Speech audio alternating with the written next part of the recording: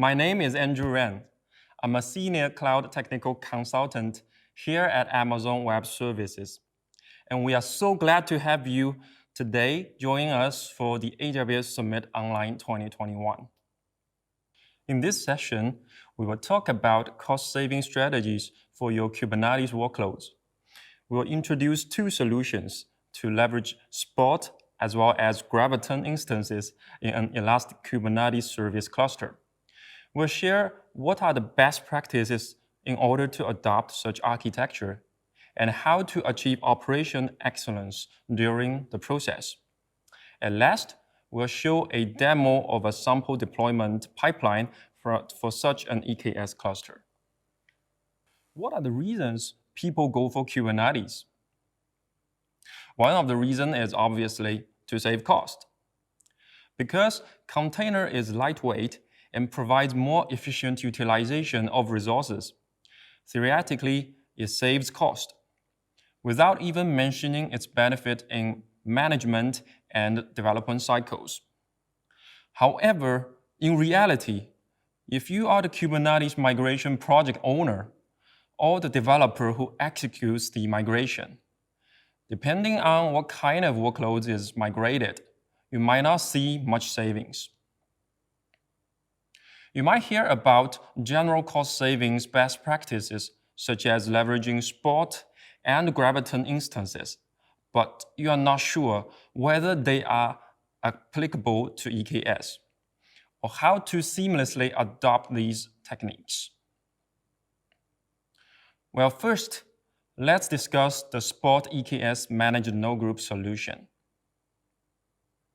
As you may know, Spot instances are unused EC2 instances with steep discounts.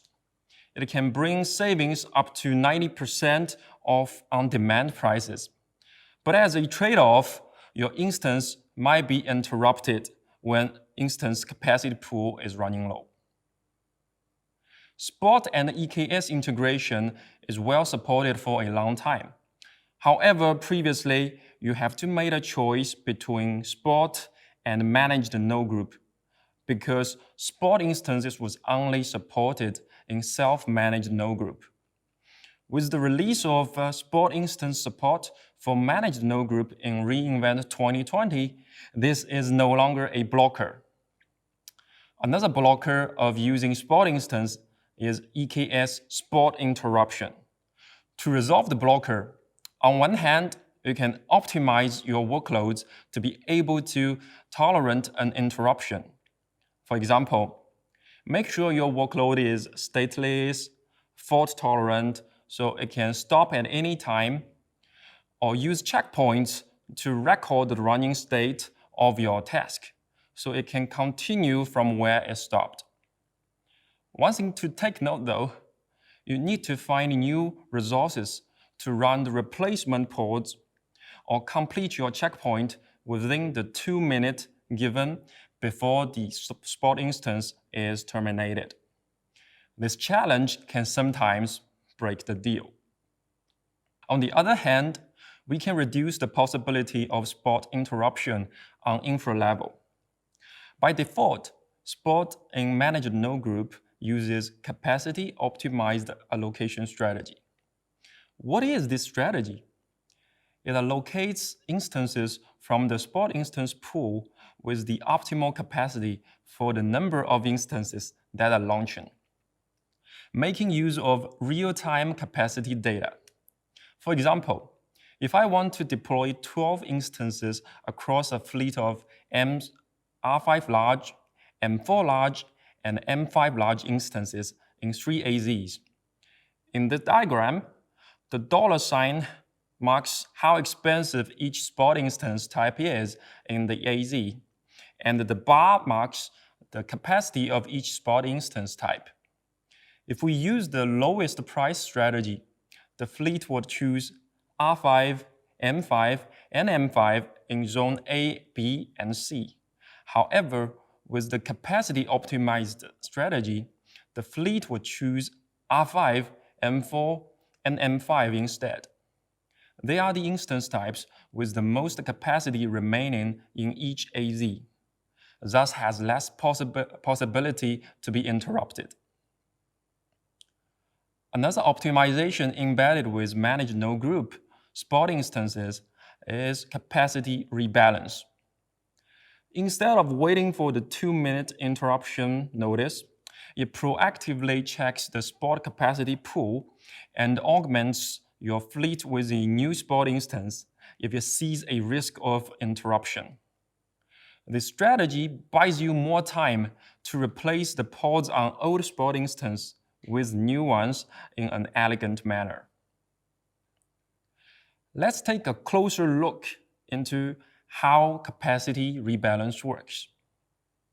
When the fleet receives a capacity rebalance recommendation, it first spins up a new capacity optimized instance, but keep the old instance running. EKS drains the old instance once the new instance is ready.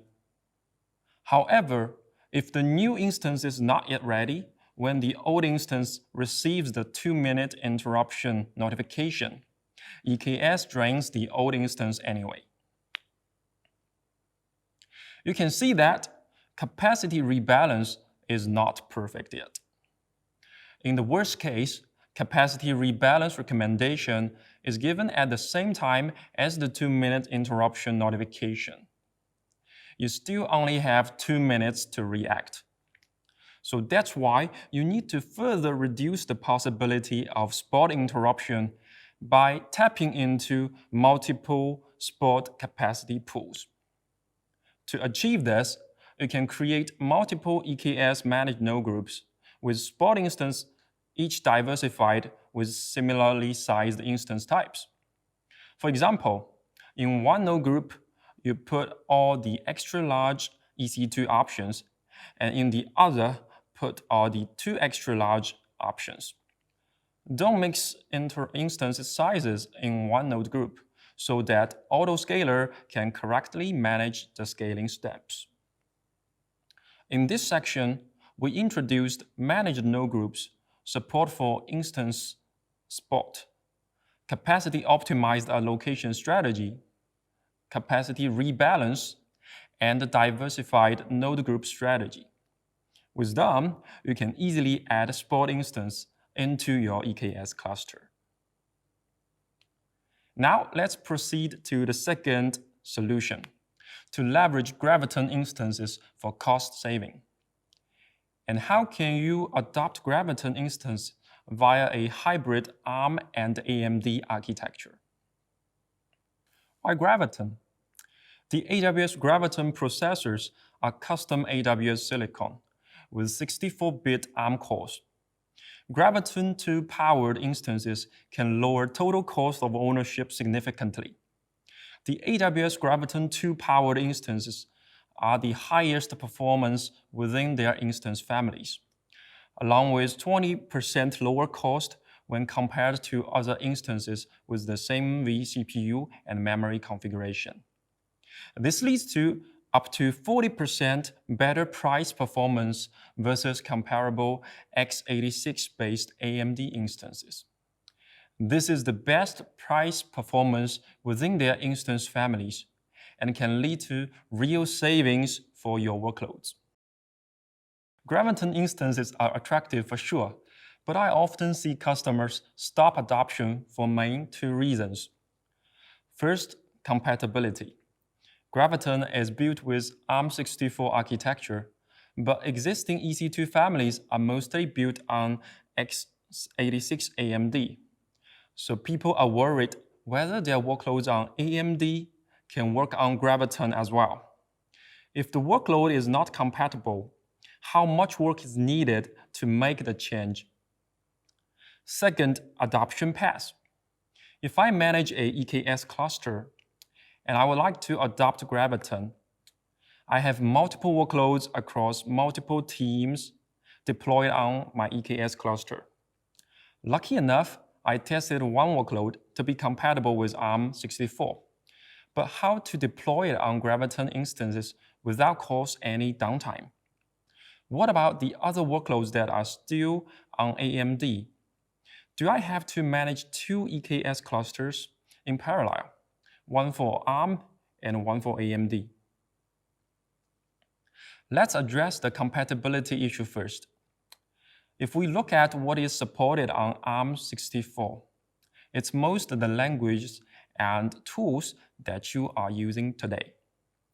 Interpret and compiled bytecode languages can often just work without any modification. Python, Java, Node.js, and others are abstract enough to be highly portable across architectures. Compiled applications will need to be recompiled for ARM64, but every major compiler supports ARM64. And the most popular compiled language, such as C++ and Go, all support ARM64 out of the box. For armies, the majority of Linux distributions, including the BSD variants, support ARM64. And AWS tools and SDKs works transparently on Graviton 2-based instances, including the AWS CLI and all of our language-specific SDKs. Now, let's discuss the second blocker, adoption path. Before we go to the full view of the solution, let me introduce some feature that contributes to the solution. One question of the adoption is, do I have to manage two EKS clusters in parallel, one for ARM and one for AMD? Ideally, I only have to manage one cluster that supports both AMD and ARM nodes. Then I can put verified ARM-compatible workloads onto the ARM nodes and the rest on the AMD nodes. Right? EKS cluster supports this solution. You can add managed node groups for AMD instances and separate groups for Graviton instances. You can leverage Kubernetes node selector to decide which type of nodes the workload will run on. What about workloads in the process of transition? It will be great if I can run them on both AMD and ARM nodes and slowly cut over. Since AMD and ARM are not compatible with each other, I need to build dedicated container images for the two types of nodes. At the same time, I want the difference to be transparent to my Kubernetes configuration. I don't want to specify which image to use on which node types. Multi-architecture container images for ECR can help me deploy container images for different architectures from the same image repository. This is achieved through support of an image specification component known as a manifest list or image index. When Kubernetes creates a container, it pulls from the registry the correct layers for the compute environment where it is running based upon the values in the manifest list. For example, if you have two images, one for AMD and one for ARM, you can build a manifest on top of the two images, map AMD architecture to the AMD image, and ARM architecture to the ARM image. When Kubernetes wants to pull the image, it sends requests to the manifest with node architecture information, so manifest can direct Kubernetes to the matching image. By leveraging these features, you can run a workload simultaneously on AMD and ARM nodes with one source code repository and Kubernetes configuration that are free from node architecture types. Here's an example architecture. First, the end user sends request to the public application load balancer. And then the application load balancer sends a request to the AWS load balancer controller in the EKS cluster. The EKS cluster contains two managed node groups, one with normal AMD EC2 instances and the other with Graviton 2 ARM instances. AWS load balancer controller route requests to those application services. Application service contains pods running on both AMD and ARM nodes. An application service itself is not aware of the node type difference. It talks to deployment to spin up pods, which uses ECR manifest to pull the right images.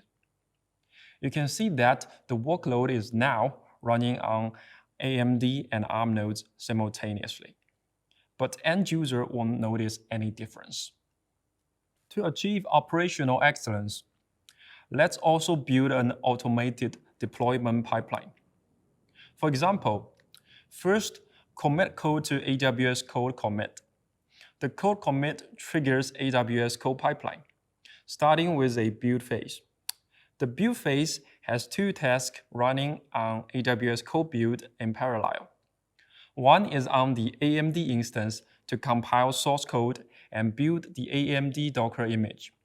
The other is on the Graviton 2 instance to build the ARM Docker image.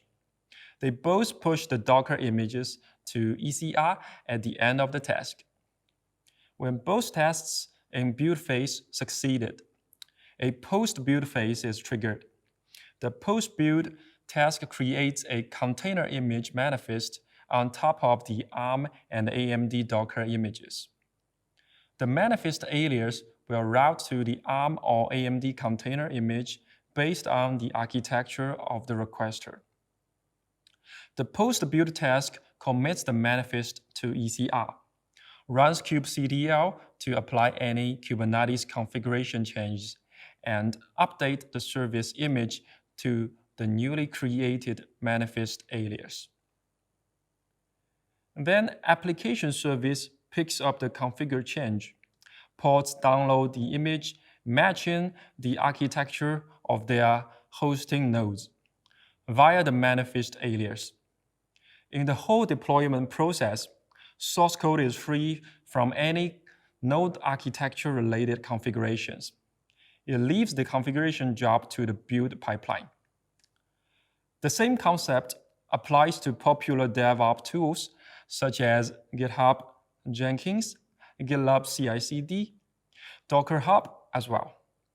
As long as you build images on corresponding architecture and use manifest as the alias of the image. To summarize what we have discussed, general cost-saving strategies such as leveraging Spot instance and Graviton instances are applicable to EKS. We introduced features, best practice, and sample architecture to help you conquer common blockers and adopt the saving strategies. These strategies can help you achieve your cost-saving goals with Kubernetes. Next, let's run a demo to see the solutions in action. In the demo, we will see how a hybrid architecture AMD and ARM EKS cluster works. We will use a sample Spring Boot application as an example, build a deployment pipeline, and see it run simultaneously on an AMD and ARM EKS cluster. The whole demo is set up via AWS CDK. It takes around 20 minutes to set up all the environment, including the application backend and the deployment pipeline. To save time, I have pre-run the CDK script to have the environment ready. Now I am showing the CDK code to set up the backend. First, it creates a new VPC in the account. Then it creates the EKS cluster, Redis cluster, and RDS in the VPC. The application deployed on EKS will talk to Redis and RDS. In EKS creation, an EKS cluster with one managed node group of M5 large instances and another managed node group of M6G large Graviton 2 instances. Then, it set up a service account and install AWS load balancer controller via Helm. These are the minimum setup needed on EKS in this demo. After running the CDK code, you can see the same setup in AWS console. If I click into the EKS cluster created, You can see there are two managed node groups created here. The first group contains M5 large, which is AMD, and the second group contains M6G large, which is ARM Graviton. Each node group is an auto-scaling group underneath. If you click into it, you can see it's an auto-scaling group. And you can see currently we have one M5 large instance in the AMD group. If we click into the instance, you can see the IP of the instance ends up with 217. Take a note of that. 217 is the AMD instance. If we go back to the Graviton node group, you can see similar thing that we have one M6G large instance. Wait for a while for it to load. Yeah, so you can see there's a M6G large instance here. And if we click into the instance, let's note the IP of it. It ends with 74. So 74 is the ARM instance.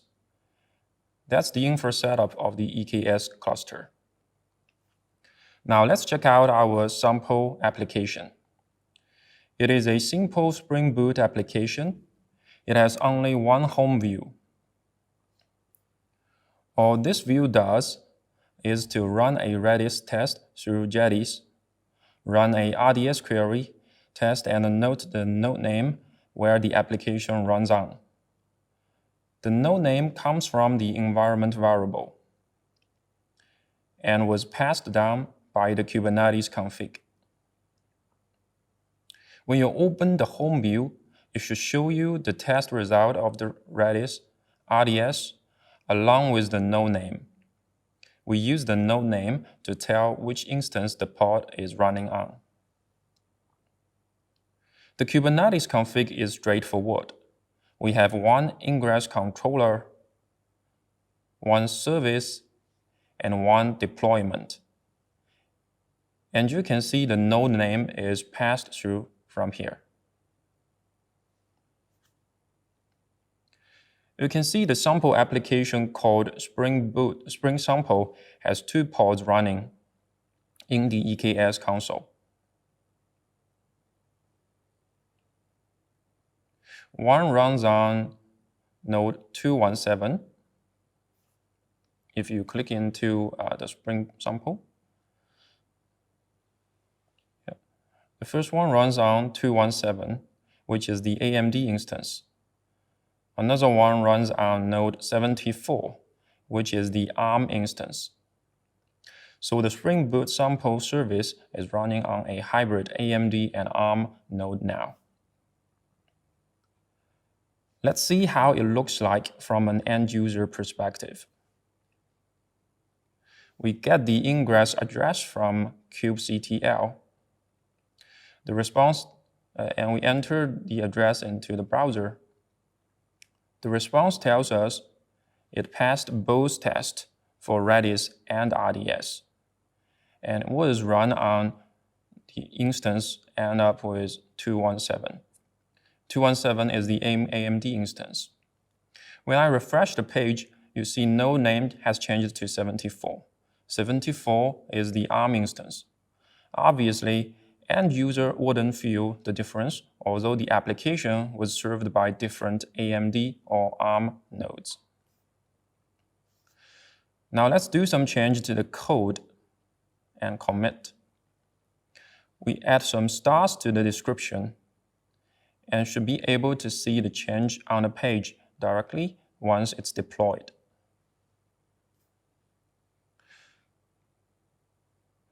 Once the code is committed, it triggers the pipeline.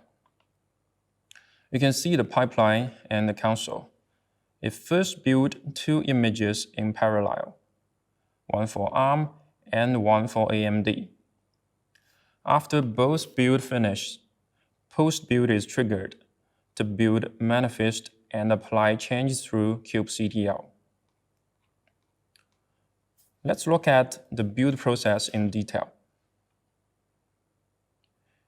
This one is for AMD build, and this is for ARM build. The code is very similar.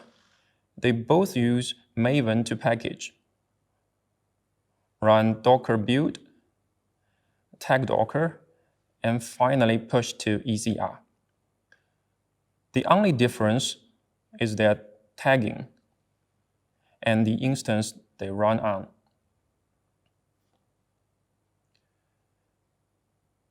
In the post build, it creates manifest here.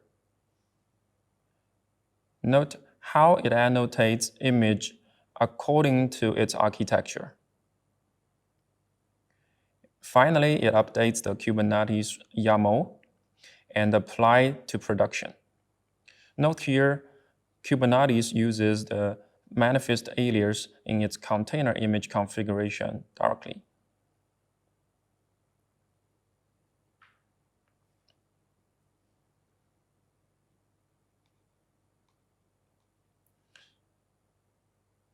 Okay, now let's wait for the deployment to finish.